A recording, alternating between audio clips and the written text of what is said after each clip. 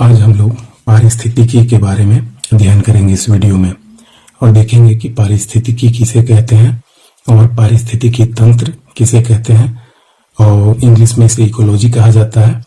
और इसके बारे में अध्ययन करेंगे कि इसके क्या क्या कारक होते हैं और इससे संबंधित प्रश्न अक्सर एग्जाम में पूछे जाते हैं। ठीक है, और हम लोग ये भी देखेंगे कि कार्बनिक कारक, ठीक है, और अकार्बनिक पदार्थ क्या होते हैं उनके बारे में भी स्टडी करेंगे। ठीक है, पारिस्थितिकी सबसे पहले हम परिभाषा से शुरू करते हैं और देखते हैं कि पारिस्थितिकी क्या है। पारिस्थितिकी शब्द का सर्वप्रथम प्रयोग सन 1869 में जर्मन जीव वैज्ञानिक अर्नेस्ट हैकल द्वारा किया गया था। ये आप याद रखेंगे, पूछा जाता है प्रश्न में। इस सर्वप्रथम जो है पारिस्थितिकी शब्द का प्रयोग करने वाला जीव वैज्ञानिक का नाम क्या है, तो आप नाम देंगे अर्नेस्ट हैकल। अगर कब किया गया था पूछा जाए तो आप बताएंगे 1869। अब देखेंगे परिभाषा कि पारिस्थितिकी तंत्र या पारिस्थितिकी किसे कहते हैं। देखिए, सजीव और उसके पर्यावरण के मध्य संबंधों का अध्ययन को पारिस्थितिकी कहा जाता है। सजीव कोई भी छोटा से छोटा जीव हो, ठीक है, चाहे वो चूहा हो, सांप हो या हिरण हो, गाय हो, बैल हो, बकरी हो, घोड़ा हो, कोई भी जीव, जंगली जीव हो, छोटा से छोटा आपका जीव हो, कोई कीड़ा, ठीक है। तो सबसे पहले हम देखेंगे कि यहाँ पे सजीव की बात कर रहा है। सजीव में आपके पेड़ पौधे, ठीक है, और जलीय जीव भी आ गए। तो सबसे पहले हम लोग देखेंगे कि सजीव अर्थात जो लाइव ऑर्गेनिज्म है उसके बारे में, ठीक है। सजीव और उसके पर्यावरण के मध्य संबंधों का अध्ययन को पारिस्थितिकी कहा जाता है। और पारिस्थितिकी तंत्र के बारे में अगर बात की जाए तो पारिस्थितिकी तंत्र जब हम पूरे का पूरा सिस्टम को मिला देते हैं, ठीक है, सजीव और उसके पर्यावरण को मिला देते हैं और साथ में अगर स्टडी करते हैं तो उसको हम इको सिस्टम कहते हैं। ठीक है, अब चलते हैं आगे, इंपॉर्टेंट फैक्ट्स के बारे में देखते हैं कि पारिस्थितिकी कारक के बारे में हम लोग देख लेते हैं। ठीक है, इकोलॉजिकल फैक्टर्स इसे कहते हैं। किसी पारिस्थितिकी तंत्र सिस्टम में जीवों के अस्तित्व, संगठन एवं उपापचय प्रक्रिया को प्रभावित करने वाली स्थिति को हम पारिस्थितिकी कारक कहते हैं, जिसे हम इकोलॉजिकल फैक्टर भी कहते हैं। पारिस्थितिकी कारकों को 4 वर्गों में वर्गीकृत किया गया है। ठीक है, जलवायविक कारक जिसे हम लोग क्लाइमेट फैक्टर कहते हैं। वायुमंडलीय आर्द्रता इसमें आ जाता है एग्जाम्पल में। वायुमंडलीय ताप इस फैक्टर में शामिल है।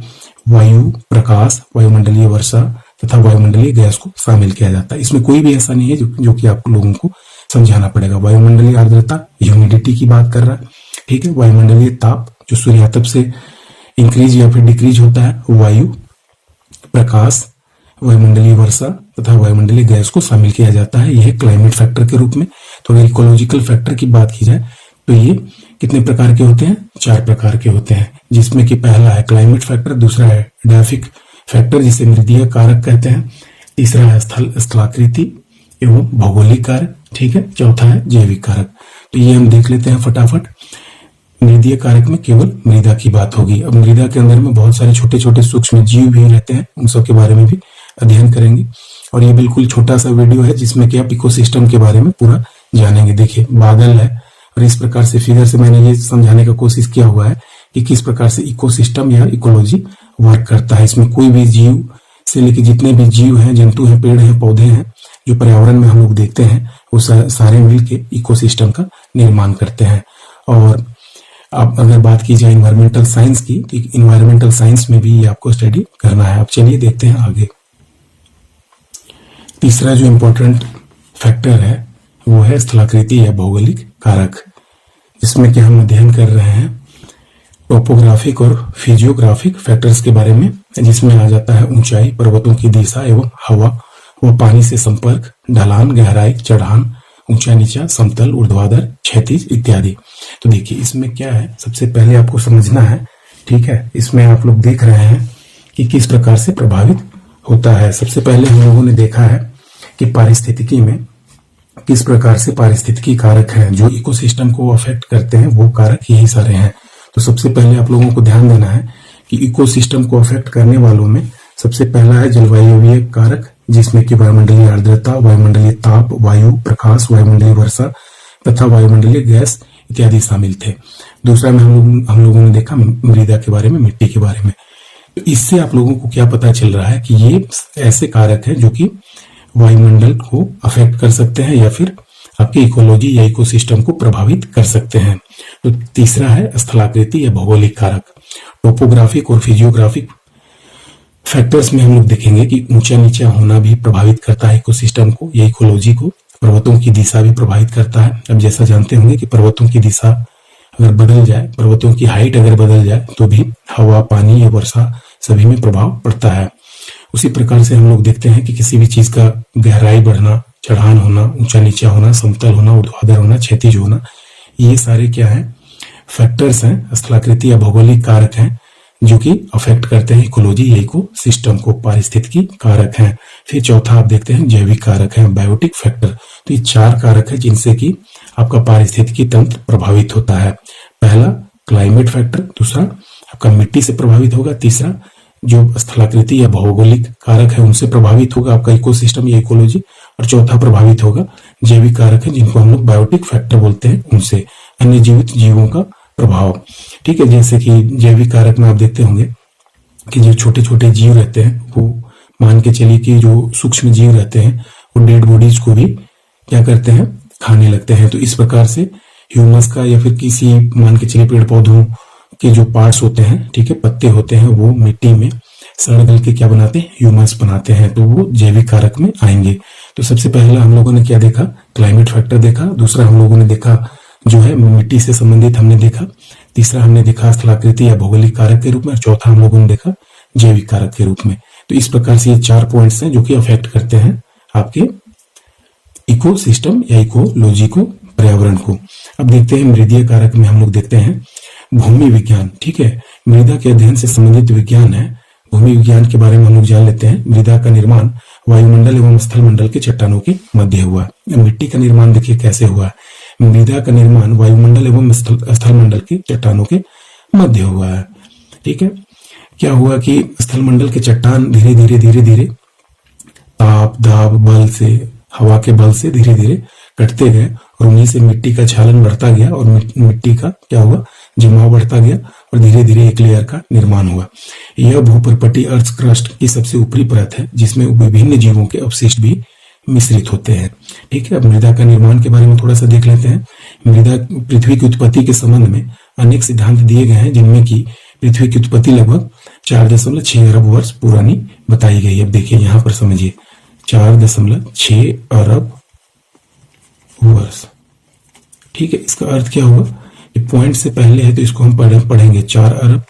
ठीक है, और अरब से बाद में जो यूनिट आएगा वो आएगा 10 करोड़ में, 10 करोड़ के यूनिट में हम लोग पढ़ेंगे। तो ये पढ़ाएगा, एक जीरो लग जाएगा और पढ़ाएगा 4 अरब 60 करोड़। ठीक है, तो यहाँ पे आ जाता है कि 4 अरब 60 करोड़ वर्ष पुरानी मानी जाती है पृथ्वी की उत्पत्ति। तो ये आप याद रखेंगे कि 4 अरब 60 करोड़ वर्ष पृथ्वी की उत्पत्ति इससे पहले मानी जाती है कि लगभग इतना वर्ष पहले हुई थी। अब चलते हैं आगे, जिसमें हम लोग देखेंगे कि लेकिन जीवन की शुरुआत की जो बात है वो 3 अरब, ठीक है, 3 अरब और 0.2 है, 3.2 अरब। ठीक है, तो 3.2 अरब को हम लोग क्या करेंगे, 3 करोड़, ये तो हम लोग 3 अरब, ठीक है, और ये इस पे जीरो बैठ जाएगा और 20 करोड़ इसको पढ़ा जाएगा। मैथमेटिक्स में ये रूल है, याद रखेंगे। तो 3 अरब 20 करोड़ के आसपास पहले जो है वर्ष पहले जीवन की शुरुआत मानी जाती है। पृथ्वी शुरू में बहुत गर्म थी, फिर धीरे धीरे आगे चलते हैं, देखते हैं क्या है, फिर धीरे धीरे ठंडी हुई एवं इस पर जीवन की शुरुआत हुई। ठीक है, अब आगे देखते हैं क्या है पॉइंट्स। अब देखते हैं, सर्वप्रथम जीवाणु, शैवाल एवं कवक के रूप में पृथ्वी में जीवन की शुरुआत मानी जाती है। अगर पृथ्वी पर जीवन की शुरुआत की अगर बात की जाए तो हम लोग मान के चलते हैं कि शैवाल सबसे पहले था पृथ्वी में, शैवाल, उसके बाद में शैवाल, कवक, ये सभी थे, साथ में ही माने जा सकते हैं जीवाणु। ये सभी जो है इनकी शुरुआत पृथ्वी के स्टार्टिंग के टाइम में ही जल के साथ साथ हो गया था। जल में सबसे पहले शैवाल का जन्म हुआ था, ऐसा माना जाता है। ठीक है, तो सबसे पहले हम लोग देखेंगे कि सर्वप्रथम जीवाणु, शैवाल एवं कवक के रूप में पृथ्वी में जीवन की शुरुआत मानी जाती है। मानव बहुत बाद में प्रवेश किया है। अब मृदा संघटक को देखते हैं, सोयल कॉम्प्लेक्स को, जिसमें कि मृदा के संघटक है, उसमें सबसे महत्वपूर्ण है अकार्बनिक पदार्थ और दूसरा है कार्बनिक पदार्थ। तीसरा है मृदा जैविक पदार्थ, मृदा में नमी, मृदा में विलयन, मृदा में वायु, मृदा में खनिज पदार्थों की मात्रा। अब देखिए मृदा में खनिज पदार्थों की अगर मात्रा की अगर बात की जाए तो 50 से 60% जो है खनिज पदार्थ पाए जाते हैं। जल की मात्रा 25 से 30% मानी जाती है और वायु की मात्रा मानी जाती है कि 15 से 25% तक पाई जाती है, एवं कार्बनिक पदार्थों की मात्रा भी थोड़ी बहुत मिलती है। अभी इनऑर्गेनिक मैटर के बारे में देखते हैं, अकार्बनिक पदार्थ के बारे में। अकार्बनिक पदार्थ और कार्बनिक पदार्थ दो टाइप के हुए, ठीक है। कार्बनिक पदार्थ और अकार्बनिक पदार्थ को हम लोग समझ लेते हैं। यह मृदा का 50 से 60% होता है। याद रखेंगे कि अकार्बनिक जो पदार्थ है वो मृदा में 50 से 60% तक पाया जाता है। ये अकार्बनिक पदार्थ, ये आप याद कर लेंगे मृदा में, ठीक है। अगर बात करें अगर इनऑर्गेनिक में, तो देखिए इनऑर्गेनिक में देखिए 50 से 60% हो गया। यह विभिन्न प्रकार के कणों के रूप में विद्यमान होता है, जिन्हें बजरी, बालू, कीचड़ एवं मिट्टी के रूप में चिन्हित किया जाता है।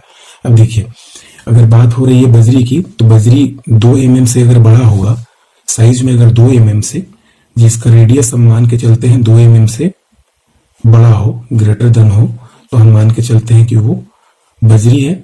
अगर मान के चलिए इससे अगर छोटा अगर हो जाता है और 0.2 mm के बीच में, 2 mm से छोटा और 0.2 mm के बीच में अगर होता है, तो उसे हम मान लेते हैं कि वो स्थल बालू है, ठीक है, स्थूल बालू है। उसके बाद में हम लोग अगर फाइन सैंड की अगर बात करते हैं, देखिए इसमें लिखा हुआ है अगर जो महीन बालू होता है, जिसे हम लोग लिखते हैं महीन बालू, तो महीन बालू का जो साइज होता है वो 0.2 mm से लेकर 0.02 mm के बीच होता है, ठीक है। तो उसी प्रकार से अब आगे हम लोग देखेंगे ऑर्गेनिक मैटर के बीच बारे में। कार्बनिक पदार्थ कहते हैं जिसे।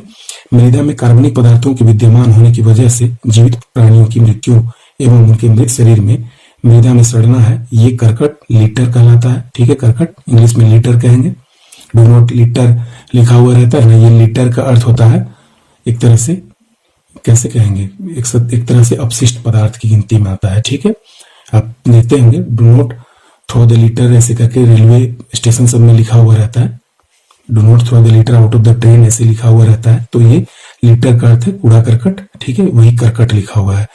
डफ एवं ह्यूमस के रूप में विद्यमान रहते हैं। इसी के साथ वीडियो का अंत होता है। मुझे विश्वास है कि आप लोगों को इकोलॉजी और इकोसिस्टम से संबंधित कुछ महत्वपूर्ण तथ्यों की जानकारी हुई होगी कि किस प्रकार से हमारे जीवन में इकोसिस्टम और इकोलॉजी का बहुत ही महत्वपूर्ण योगदान है और बिना इकोसिस्टम या फिर पारिस्थितिकी तंत्र के हम जीवित नहीं रह सकते हैं। इसमें प्रत्येक जीव का एक महत्वपूर्ण स्थान है। किसी भी जीव का अगर एक लेवल से ज्यादा अगर बढ़ोतरी अगर होती है तो वो भी इकोसिस्टम अर्थात इकोलॉजी के लिए हानिकर है। उसी प्रकार से किसी भी जीव की जनसंख्या अगर जरूरत से ज्यादा अगर हो जाती है तो वो भी नुकसानदायक है। इकोसिस्टम का ये पार्ट 1 है। इसके बाद में हम लोग पार्ट 2, पार्ट 3 और नेक्स्ट में हम लोग देखेंगे आगे कि इकोसिस्टम और इकोलॉजी में हम लोग क्या क्या आगे नेक्स्ट पढ़ते हैं। इसी के साथ वीडियो समाप्त होता है।